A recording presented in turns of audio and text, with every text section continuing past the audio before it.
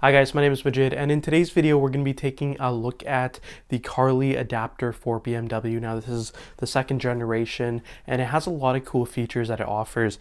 Now first of all, if you guys are in the market for a Bluetooth or a Wi-Fi adapter, it can clear codes off your vehicle for anything such as servicing and maintenance or oil changes or stuff like that. But however, this adapter has something cool that it comes with an application that allows you to code your car for all the hidden features in the BMWs that are included. Now this company also makes an adapter for Mercedes, so you can do that as well. Although they haven't really pushed it out too much in the North American market, it will be coming soon with a lot more support.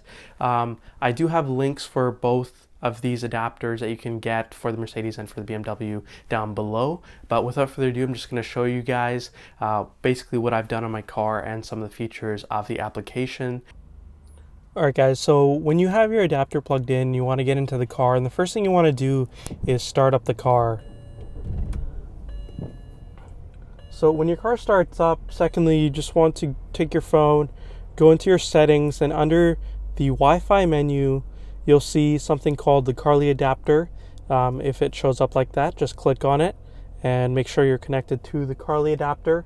Then go back and find the Carly app that you downloaded. Now it could be the Carly for BMW Lite version, or it could be the full app. So I'm going to show it to you on the full app today. So go into the full app. And from here you have a couple of options. Now it allows you to select which model you have, so you can go through and select the kind of car that you're going to be using to code today. So we have a 328i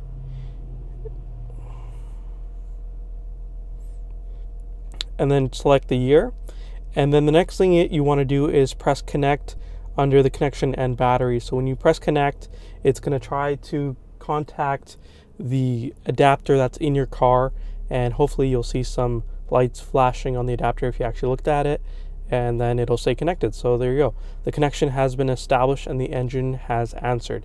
So you can go back home, and from here you can go into diagnostics, codings, parameters. So let's just go into diagnostics. Over here it gives you a bunch of different options and menus. We're going to do start to diagnose. So it's basically going to give us a summary of everything wrong with the car or any codes or faults that are coming up. So when you click start to diagnose, it'll run through and it'll try to contact all the computers that you have in your car. Some will answer, some won't, and it'll find the fault. As you can see, it's found 3 faults in my car so far. And there's a lot of computers in the car, but not all of them always answer, so that's kind of frustrating. But the main ones that you need to know will answer. So it's found 6 faults. Now some of these I know are there and they won't go away, but anyways, you press OK and it brings up a little menu, and from here you can go scroll down and it'll tell you what the faults are. So fault code selected, so 00. If there's no faults in that certain area, it'll say 00. If there is, it'll say 01. So there's a fault coming from my sunroof, and basically it's an unknown failure, but it works fine. There's nothing wrong with it, so we can just go back, and even if you clear it, sometimes the faults come back.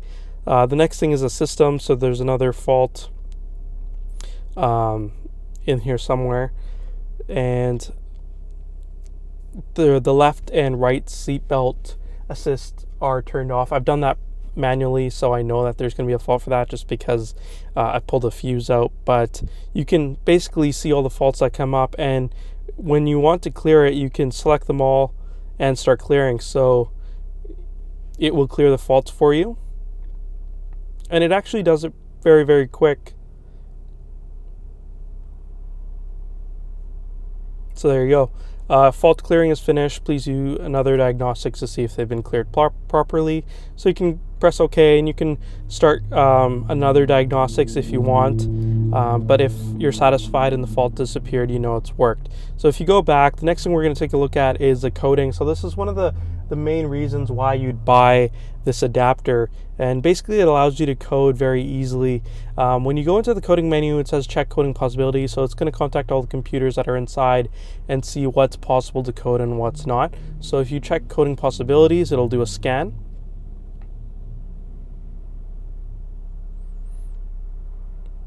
Now, it does take a little bit of time when you're doing this particular one, so you want to just, you know, do this when you actually have some time on your hands. You don't want to stop it in the middle. It might damage something or, you know, miscommunicate somehow. So the best thing is to do it when you have a little bit of time on your hands.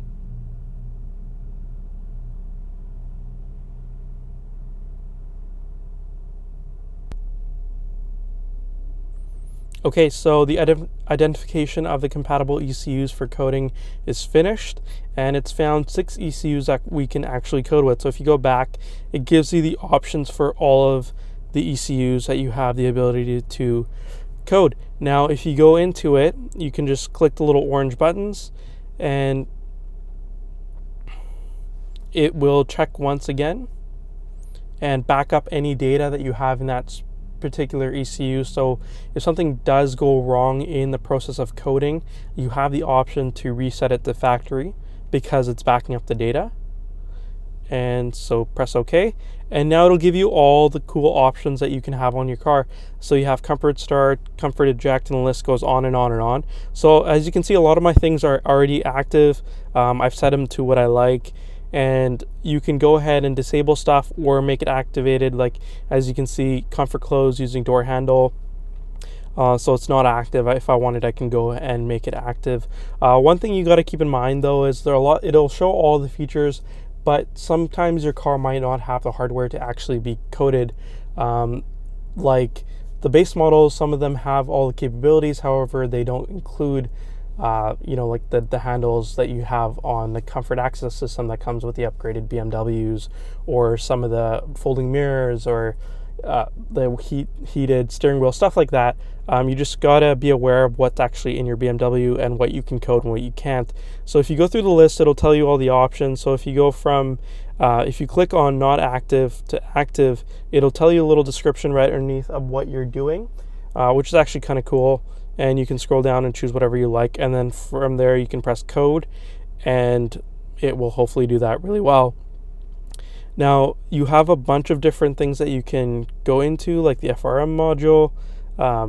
Again, it'll do the same thing every time you go into a different ECU. It will try to communicate with it and then back up the data of the current code that's written in the file. That way you can go back and restore it if anything does come up in the middle.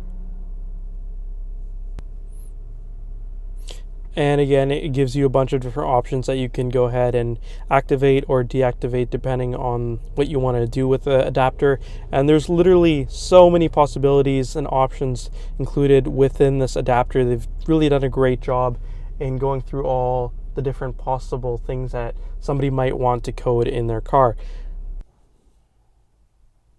Now here you can see that I've coded it so that every time I press the unlock button on my remote, it lowers the windows as well as opens the sunroof and unfolds the mirrors if they were folded. Also, to lock it, it does the same thing. It brings the windows all the way back up, closes the sunroof, and folds in the mirrors. The mirrors can also be controlled separately.